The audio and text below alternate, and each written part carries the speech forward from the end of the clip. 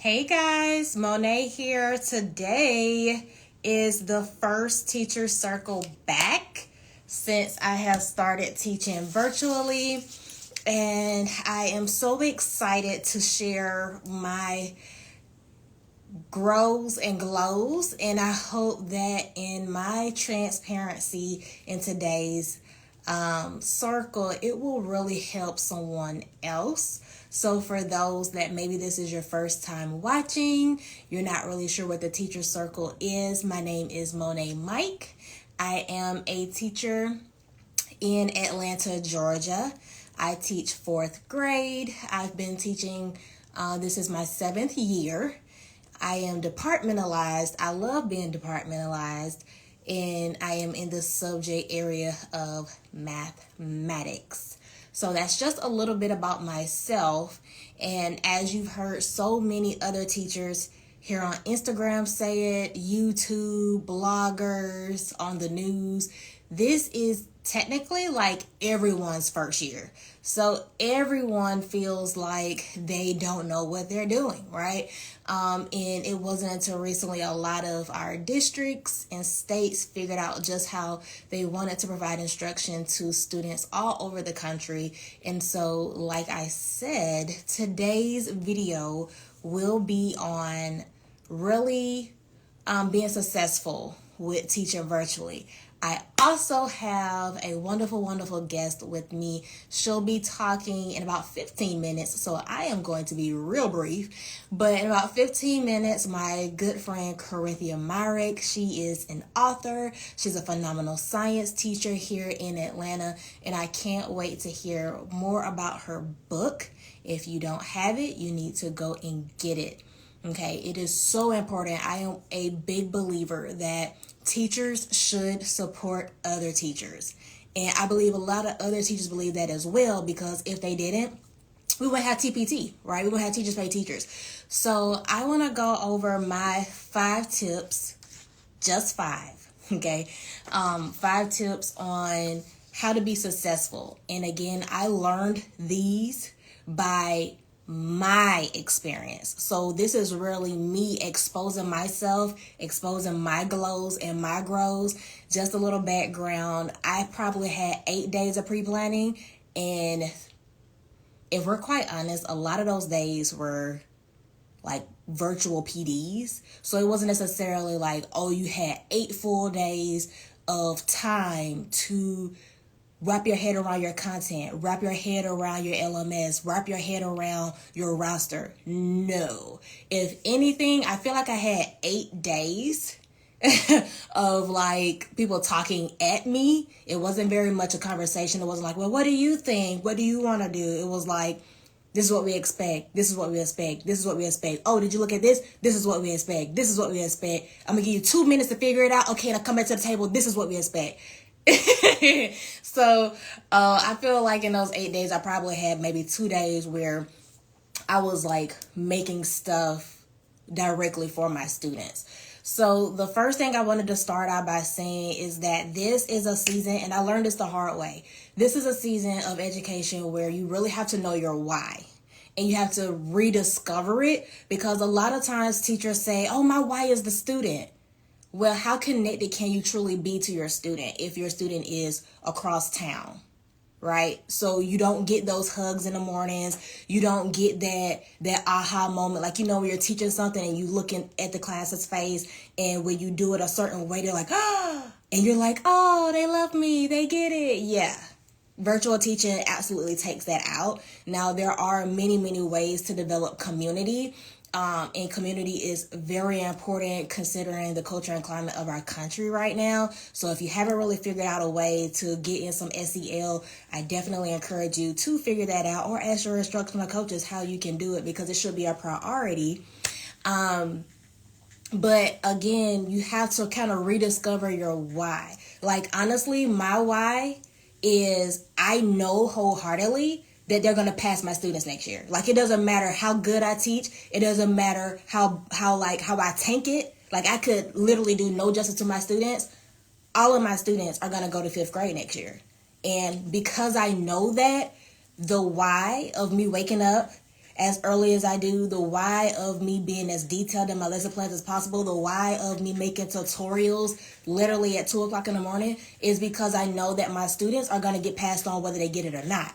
So it's my job to make sure that when they go to 5th grade next year, that they are prepared, that they have a math tool book, which is their notebook, because I make them have a composition notebook that they can use as a stumbling, like as a tool.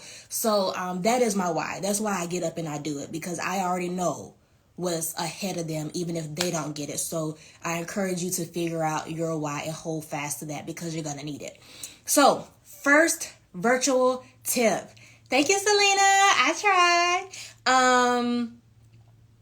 Truly identify how your class will run. Some of you are already teaching virtually. Some of you are gearing up to probably start Tuesday. Make sure you know how your class is going to run. If you are departmentalized and you only get 55 minutes, what does that 55 minutes of instruction look like? The first week of school, what I did was I literally made our math class presentation, and I talked about the first 10 minutes will be this. The next 15 minutes will be this. You can find your classwork here. You're going to always stay in Teams, open a new tab, go to Google Classroom. I laid out the path so that we could all travel it together. So because you are virtual, because it's a new experience, you can't just assume. Teachers, assuming is like death. Okay? Don't do it. Never assume that your students are comfortable with Google Classroom, they're comfortable with Microsoft Teams, they're Zooming their parents. Like, just because they can Zoom their parents doesn't necessarily know how to act inside of a classroom setting. You have to teach it. Okay? And so, again, make sure you know how you want your class to run. Many times your district is going to say, we expect these things. Your grade chair may say they expect these things. But we already know you have to be true to you in the classroom. You have to do what fits you. There are certain things that were thrown my way, and I was like, I'm not going to do that. I'm not going to commit to that because, number one, it doesn't fit my teaching style. It's not my personality. It doesn't respect my work-life balance. And because those are things that are priorities to me, when people were like telling me, you got to do this, you got to do this, I was like, won't do that, won't do that. If I do that, it's going to look a little different. Okay, so again, make sure you communicate it. Another great way to make sure that your students and parents, your parents are like important. Okay, they're not just cheerleaders this year. Like they're coaches like you. Okay, so to help everyone be on the same page, because a lot of them probably work during the day, make your classroom structure known on your Google website. Some people are doing Google Sites. Create a tab that says our math class or Mrs. Bridges 4th grade class. And so parents can see, okay, during the day, my child is doing this at this hour. And it's a schedule, but make it very detailed. Don't just put math at 10:10 to 11:05. Put our math class, first 10 minutes, warm up, next 15 minutes, mini lesson, next 10 minutes, independent practice. I promise when you do it this way, it's almost like telling people, this is what I expect of you. You better be here at 10:10, and this is what we're going to do first, this is what we're going to do second. And it helps. Learn from me, okay? You can also post it on your weekly newsletter. I do a math at a glance every week. I really love it. Not trying to toot my own horn, but communication is key. So in this teacher circle, I promise you the theme of it, the moral lesson that I hope that you pull away from this to be successful with virtual teaching is communication and consistency. You can't just do it one time. You literally got to say it over and over and over. You got to do it every Monday. You got to be there every Friday. So yes, communication, consistency. You can also put it on Class Dojo. I'm still doing Class Dojo points. I actually just had our August Dojo Point celebration. So for students that attended the live lessons, because I know that could be a stretch for some people, for people that participate during my math class when I ask a question, and that were striving to complete their work. I'm not saying you got to make it 100, but when I see the efforts, when I see those things that you get points for, like leadership, on task, working hard, teamwork. Okay, we had our first dojo party, which was a digital movie. Woo woo. They went to Microsoft Teams. I played a movie. They had their snack. I had my snack. Just again, promoting community. Let them know I'm more than a teacher. Okay, it's very important that they don't just think, I see Miss Mike sometimes, or, just build that relationship. Second tip, choose your core resources and train your students and parents on how to access and operate your resources. Again, do not assume they know how to find their classwork in Google Classroom. Do not assume they know how to manipulate Google Slides just because you bought it on TPT and it already had the text boxes on it. Don't do that, okay? Because what you're going to have is a lot of frustrated students and a lot of frustrated parents who are already frustrated because their child is at home and not in the school. And then now you overwhelmed because you got parents complaining and you ain't even did nothing. You did your job, right? You put it on Google Classroom. However, you did not train them. And so it will be to their benefit to attend the training, film it. I use Microsoft Teams, so I'm able to record my sessions and then I post them on my Google Sites. Google Site is like my right hand. I tell my parents real quick, if you miss something, you need help, you need assistance, if it's outside of my class hours or my office hours, go to Google Sites and I promise the answer is there. And I do that on purpose because I'm not going to always be available. So definitely choose core resources. It may be different from your partner teacher. It may be different from your team, whatever you plan to use. So for example, again, I am math. So something that we're using is our My Math digital book. We're using, Google Classroom, Microsoft Teams, and then we're using, what else are we using? I did try to use Zern. That didn't work out too well. But just make sure you have about 2 or 3. Don't have students going to 15 different places every week because you found something real cute. Always try to find a way to get the things like centered. Try to make it a one-stop as possible. Something that I found that I hate that I found late was Cami. How come y'all didn't tell me about Cami? Y'all supposed to be my family. I feel so left out. If you don't know what the Cami app is, check it out. I wish I would have known about Cami during my pre-planning period so that I could have started with Cami and not been like, oh, y'all suck at Google Classroom. Let's figure this Cami out real quick. Because now you got to reprogram them and it's like, yeah. But Cami is a wonderful app and extension that you could put on Chromebooks and computers so that you literally can continue to find PDFs, and then inside of it they can manipulate, they can draw on it, they could put math expressions on it, they can provide audio of them reading. So for all of my reading teachers that have to get running records and you're trying to do fluency and all of that great stuff, Cami allows them to record themselves like in a video format. All of it is like boom right there. Super, super, super easy. It links with Schoology, Canva. Is it Canvas? Canvas, and Google Classroom. So like I saw that because I've been playing with it. They can literally access Cami from Google Classroom. It takes them to the Cami site. They complete it and can turn it in from Cami. So again, guys, it's one central place. Now, the resource could have came from Super Teacher Worksheets. The resource could have came from Eureka. It could have came from, where's the other place? The Reading Workshop. All these wonderful places that, they give it to us in a PDF. And it automatically conforms it for you, as well as you can teach from Cami, like a whiteboard.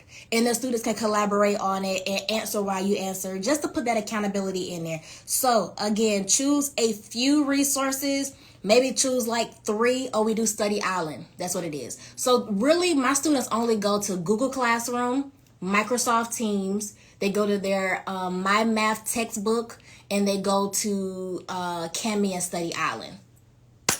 Sounds like a like, but it's really not, because my child, she doing a lot for a first grader, but that's out of my control. I'm not her teacher. So when you choose those resources, like I was saying, make sure you do like a virtual back to school training session. Or a virtual curriculum night. I think that's what some people like to call it, where you go over the curriculum with parents, you model it for them, you give them step by step. So you can do video tutorials, you can do a step-by-step guide, which is written instructions, because again, we know some people won't be able to make everything that you do, right? They're not going to always be able to show up at 6 o'clock or show up at 8 o'clock. So the great thing about the virtual setting is that it should be accessible to them at any time, just as long as they have it. And that's how you get parents off of your back, when you make things accessible to them, even if they can't be there like the day of or the time of. And then again, like I said, virtual curriculum nights, I think, foster relationships. Yes, you can film tutorials. I film tutorials almost every day. It's a knack. Every day I'm filming some type of tutorial for my parents and my students. And with Cami, I provided step-by-step directions in a Google Doc. But I feel like if I would have had the opportunity to hold a virtual curriculum night where parents could have been present and I could have walked them through step by step. I need water. And just continue to build a positive relationship and really let them know, hey, I'm on your side. I'm on your side. I'm not the enemy. I think that would have been helpful. So again, Miss Mike couldn't do it. I couldn't do it, but hopefully maybe you haven't started school yet. And you can definitely put this on your proposal. Ask your administrator if it's okay, which I don't think any administrator would oppose to you training your parents and your parents and students on your resources. But, you know, sometimes. All right. Third tip. And I see some questions, and I'm going to come back to them. Don't think I'm just talking to have it at the bend and I don't see y'all putting in questions. I got you. Third tip. Make your help system known.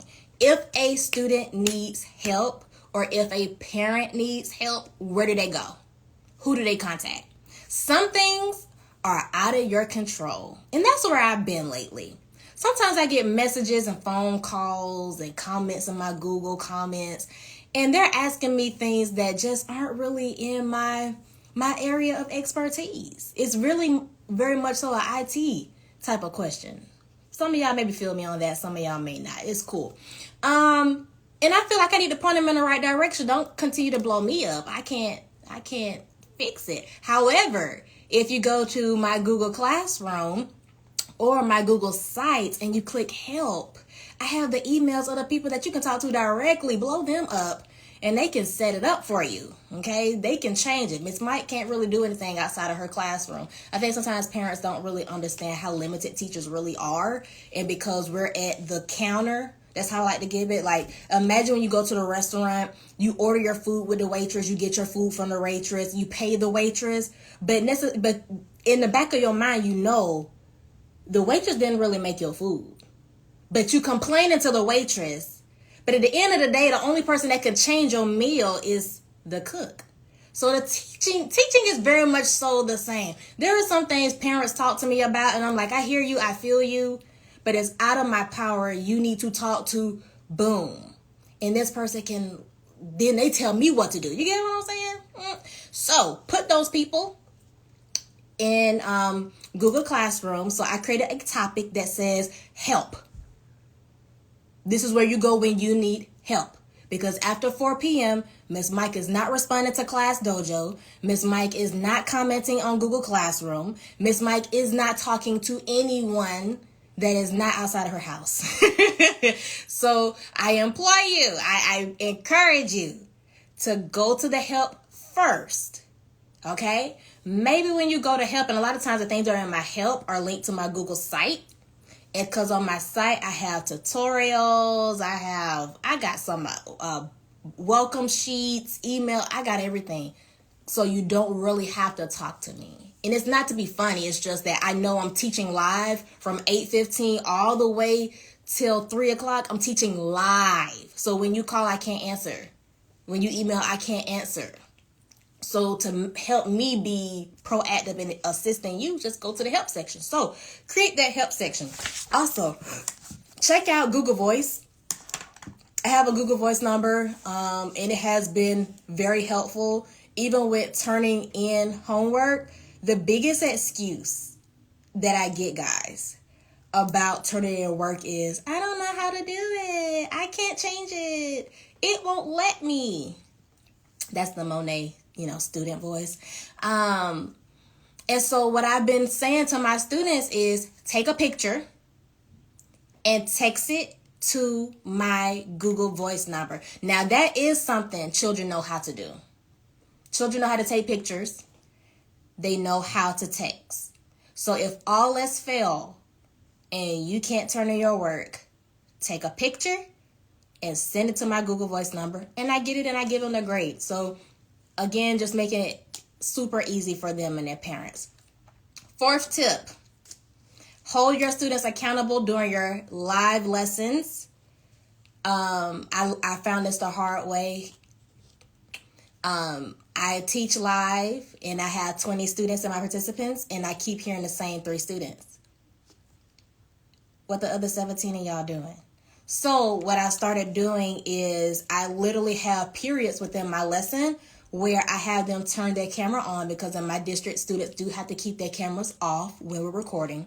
But I have them turn their camera on, and they flash their work so I can see their notes. I can see how they solved it. And then that way, if you don't necessarily want to raise your hand to participate, I still know that you're getting it. I still know that you're working. Now, I still have some students that still don't turn on their camera, but majority of them do. So to hold them accountable for the time that we're together, that might be something that works for you. Have a period where you say, okay, guys, it's time for me to see your work. And they know when you say see your work, flash that work real quick. And then once I say your name, turn your camera back off and we keep it moving. So that's just one way to get accountability and participation during your live lessons. Another thing that you can do to really hold accountability, grade quickly. And if you can't grade quickly, definitely give feedback. So for my reading teachers, my writing teachers, sometimes you can't necessarily just give a grade like automatically because you're trying to make sure it's actually correct. But always put something within the day or the next day of them submitting it so they know you're actually grading work. Because if they don't think you're grading your work, they're not going to do it. Think about it. If you don't think your principal is checking your lesson plans, how many of y'all will actually do them? Just being honest. So do that with your students. Hold them accountable. Build that type of relationship so that they're pressed to give you your work. Because honestly, as a math teacher, I craft my lessons based off of the data I get. So I need them to do it quickly. So I have to grade quickly. So now we all accountable. It's all a perfect world. Last tip, and then we're going to talk to my very, very good friend, Corinthia. Map out your day. If nobody told you, I'm telling you. Map out your day. I use a block schedule every day where in the morning or either the night before, I write down everything I need to do and when I need to do it. Because honestly, when I wake up, I get dressed, I get my coffee, and I start teaching, everything is like out of sight, out of mind. So the great thing about me mapping out my day is I know on my pre-planning, I need to do this and this. On my lunch, I need to do this and this, because let's be honest, I'm still not eating. And then, once my last class is over, I need to do this and this and this. And that just helps me to not forget, because it truly gets hectic. So if you have started virtual teaching, you know how your day can just get away from you. And then you're like, darn it, I didn't do A, B, and C. So I definitely encourage you to have some type of note system, some type of calendar system or agenda where you can map those things out for yourself. Now, I had a question and I'm going to look. And if you have questions, go ahead and put them in the comments section. You can also click the question mark and that will make it a question. Is your math tool book digital? So my math notebook or student notebook is not digital. It is a physical composition book that I told parents and students was mandatory. I explained to them why they needed it, and literally I still do notebook checks by them taking pictures of their notes or taking pictures of their work and posted it inside of Google Classroom. And I told them that the reason why Miss Mike is so committed to them working in that math notebook, taking notes in that math notebook is because, again, I know next year they're going to be promoted. And even if you don't get it now, at least you'll have, the notes and the strategies recorded in something that you can use for years. So that's how I do it. I didn't really I didn't want to do a digital notebook just because I don't think that all students are always great with that. And then it can also change. So when you buy something and then you get an epiphany like how I do sometimes at 8 p.m. and then you want to insert it in the math notebook, but now you done already sent it to all the kids. How do you change it? All right. So I hope you enjoyed those 5 tips. I tried to keep them really short, but as you see, it's all about organization, consistency, and communication. That's the best way to be successful in this virtual teaching. Truly understand your why, and in all days, in all your ways, give yourself some grace because you're not going to be perfect. Now I am going to invite Corinthia, and she's going to tell us about her new book because she already has. But now she's going to talk to us about her new book. Hi, Corinthia. Hey, Monet. How are you? Good. Oh, let me turn you up.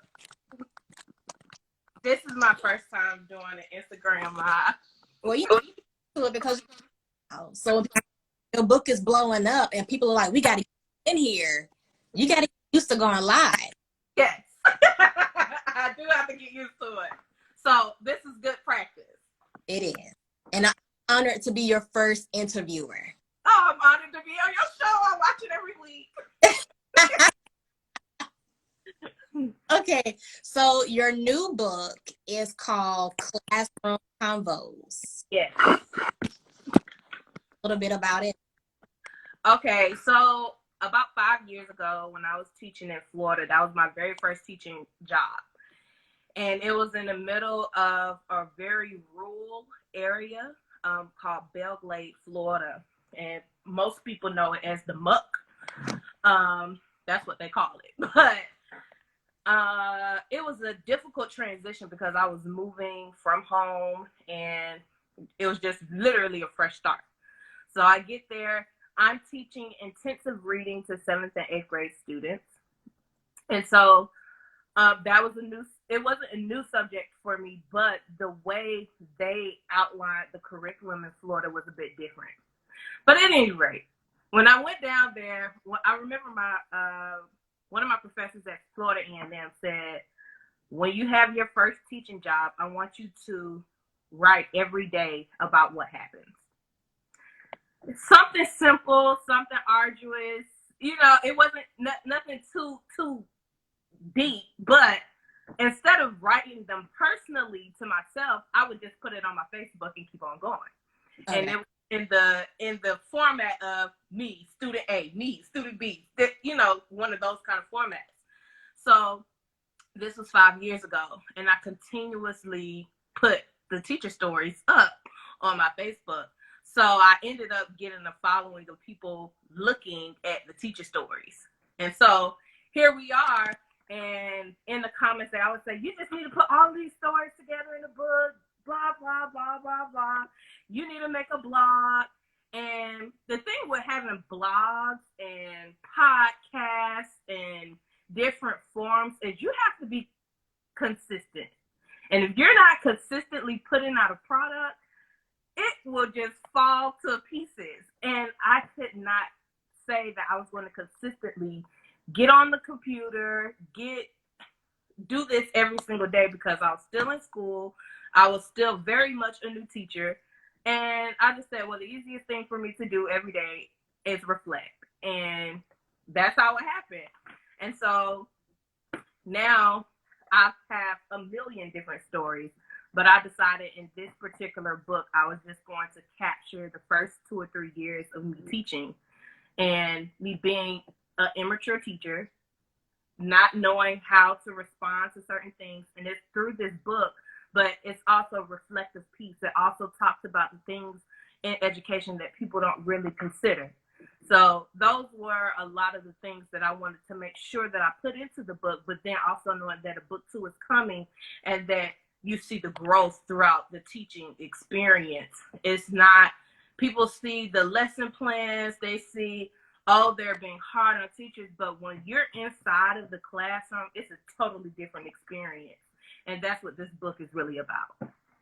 That is so awesome. And I actually follow you on Facebook, and I've been virtual reflection, say me, and then you say, A, for the student. And I'm laughing at some of your experiences that you're sharing, because I've been having similar experiences. And I think that's a great thing about your book, is that it's so relatable for, so it's entertaining, but it's also practical at the same time. And I think that as a teacher, we need that. Every book that's on our shelf, don't judge me. You do look at all of it, professional development.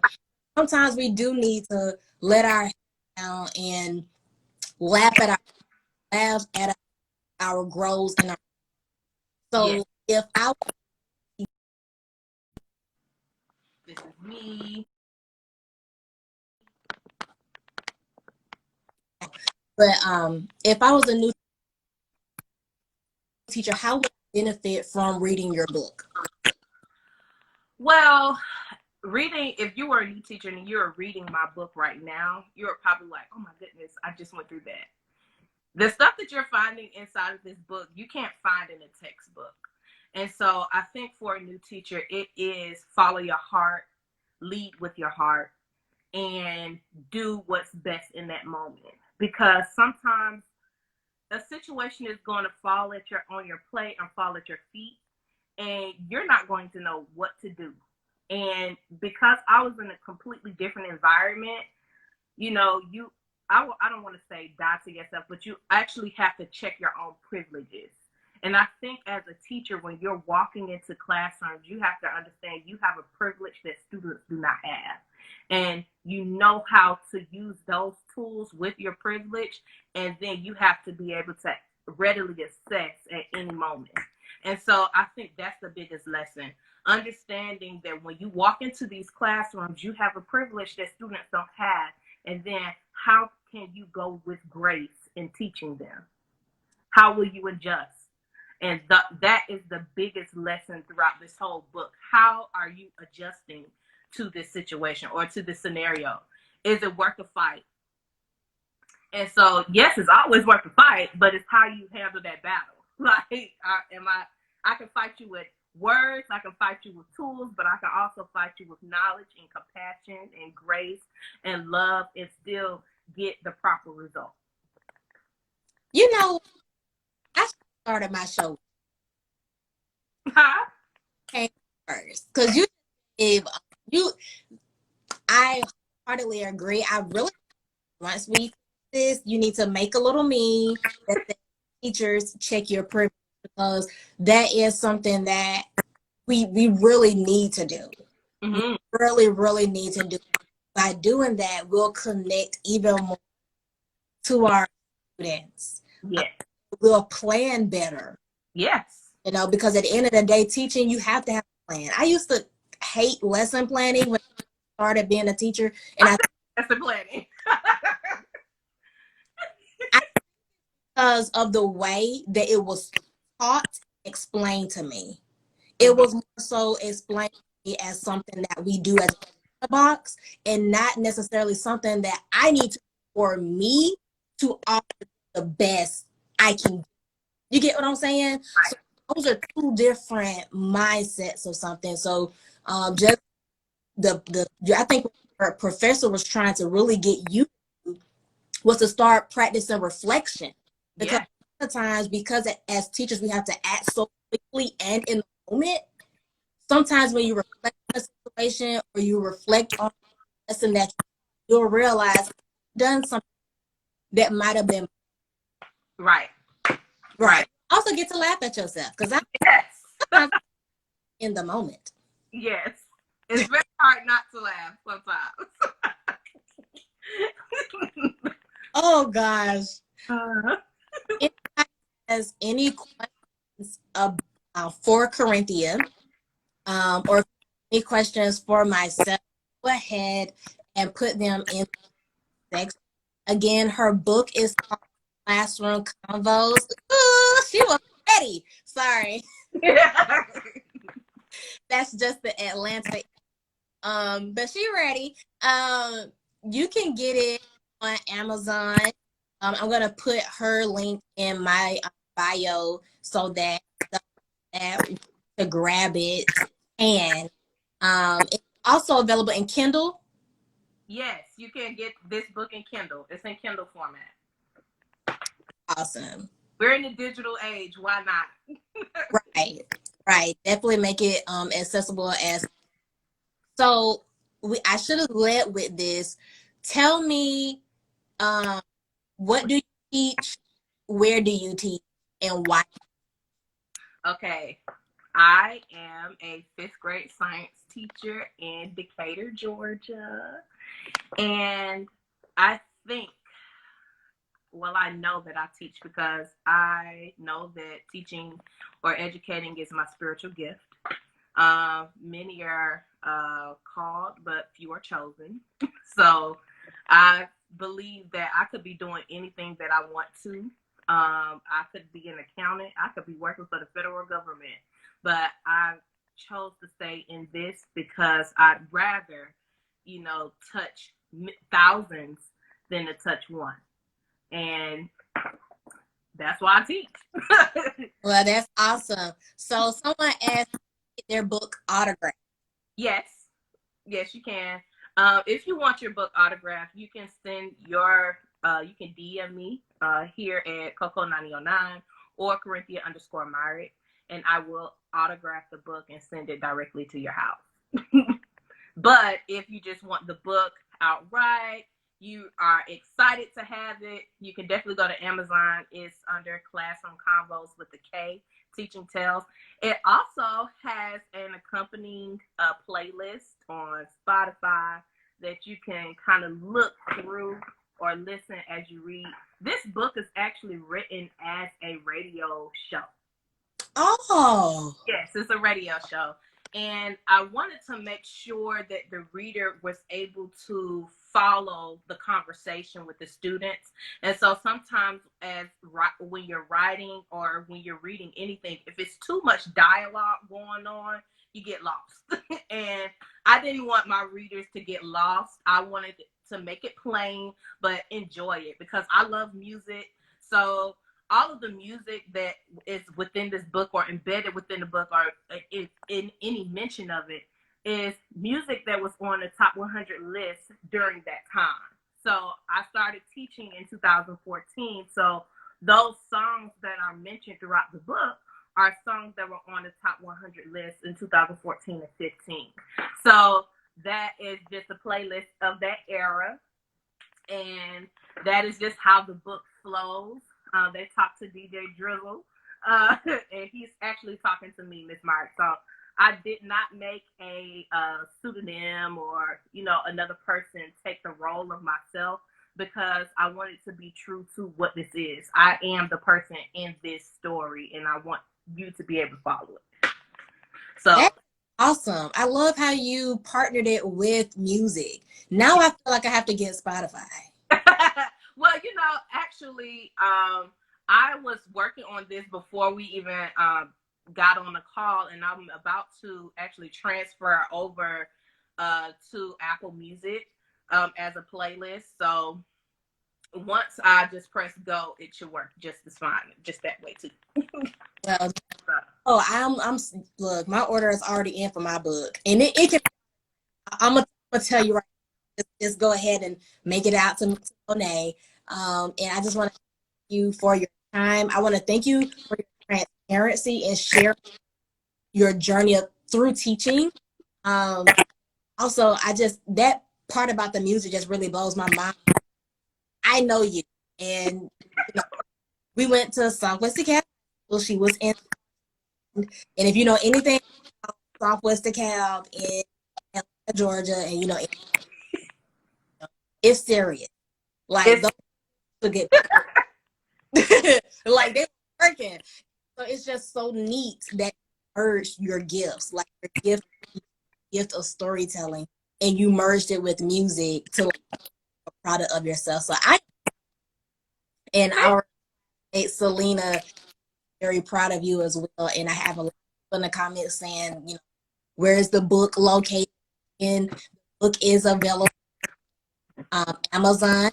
Yes, it's definitely available on Amazon and Kindle. If I could, well, you know, this is my first time doing this, so I don't want to mess too many buttons. But if you click my name at the top, I have my link tree, and the link is definitely in the link tree.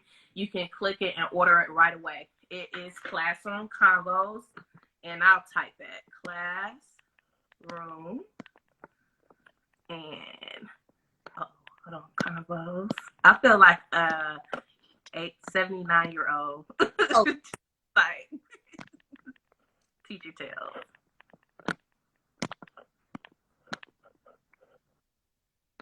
All right. She is providing title.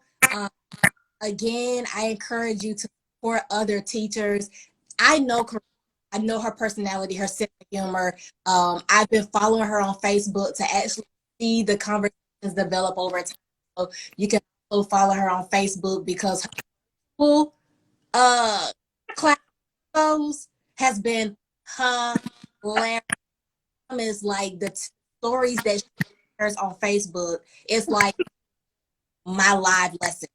Like I follow her Facebook. So I'm just so excited to now have a book that's related to education, but that's also going to uplift and have music with it now. Girl. Yes. Of course. Thank you. And because this has been such a trend, it's so transparent of me. I'm not very vocal personally with anything. So it's really a deep dive into my personal life, just me in general. But knowing that people have something to look forward to in a book too, just kind of pushes me to even do this even more. And I love it. I love teaching. I love music. I love writing now. Right. I'm kind of tired of reading, but I love doing all those things. I love creating. And if it's something that will brighten anybody's day, coming home from a rough day, and you click on Facebook or you open my book, you just need a quick laugh, I'm with it. All right. Let me tell you, I lead by example. I am going to do a draw, and I give away 2 books on Monet. Okay. This week, I'm gonna open it up and give away 2 books because I will be a blessing to people. So my teacher circle too long. So to wrap it up, Corinthia, thank you so much. Thank you. We're gonna talk soon. Yes. Yes. Thank you so much. I love you. No problem. I don't know how to get you to go back down. Hold on, let me see. I don't know either. Does it show an X in the corner? Well, I'll press X. Yes, I have it. All right. So I just want to end with this, and it's just kind of ironic that Corinthia, spoke about teacher privilege. There was a thought that came through my mind today. For those, I know everyone knows, but Chadwick Boseman, the actor who played Black Panther, James Brown, he has 13 Bridges was awesome. They're not talking a lot about that one, but that was a awesome movie. But his craft and talent just blows me away to this day. And what I saw as a kind of like a ripple effect of his death, knowing that a lot of the students of today, they loved Black Panther. A lot of African American boys and girls really do see him as their first Black hero, someone that looks like them, talks like them, walks like them, or looks like someone in their family that they can relate to. And so they took his death really hard. And I was thinking about that today. And I was just kind of in a place of, for me, my heroes, like I feel privileged that I know my heroes, or I knew my heroes when I was growing up. And even today, my top heroes are the women in my family, because I've seen them overcome like great adversity, and every time they come out swinging. And I think that's where I get it from. But so I know my hero. I've had a hero of my fourth grade teacher who passed a couple years ago. I knew her. You know what I'm saying? And so I was just thinking about the fact that a lot of the children they never got to meet Chadwick Boseman, but they still had that connection. Like, that's my hero, and they feel like they lost their hero. And so I encourage you guys to be a hero. Be a hero to your students. Really connect with them on multiple levels, that when they get older, they can say, you know what, that teacher changed my life. That teacher inspired me. Through the adversity of virtual teaching, he still tried to connect with me. When I mentioned that I needed help in any form of fashion, they did that. And let's fill in those gaps, because I think it's another one of those privileges that some people have and others don't. Some people don't really have anyone in their life, and I know that's a hard pill to swallow, or hard thought for some people. But even little children, some of them grow up in very harsh environments, and they only have themselves. And so they grow up with this mentality, me against the world. But there's nothing like knowing you have somebody that's walking with you. You have someone that's fighting with you. You have somebody that's fighting for you. We're advocates by choice. We're advocates by nature. So let's just make that known to them, especially in this season. Do what you can, and understand that sometimes doing it is gonna be uncomfortable and it may stretch you, but the impact that you will have on that child is like everlasting. So I just want to leave you guys with that word. I will be posting this video on my YouTube channel. Yes, I have a YouTube channel. I haven't posted in a while, but I am going to step up my A game. I am someone, I don't speak unless I have something to say. So I apologize for going ghost on my social media accounts. I've just been incredibly busy, being the best teacher that I can be, given this is like my 4th week of school. So now the teacher circles will be on Sundays at 5 o'clock, and I look forward to talking to my Insta fam every week. So God bless, take care, be yourself, and give yourself grace. See you guys next Sunday. Bye.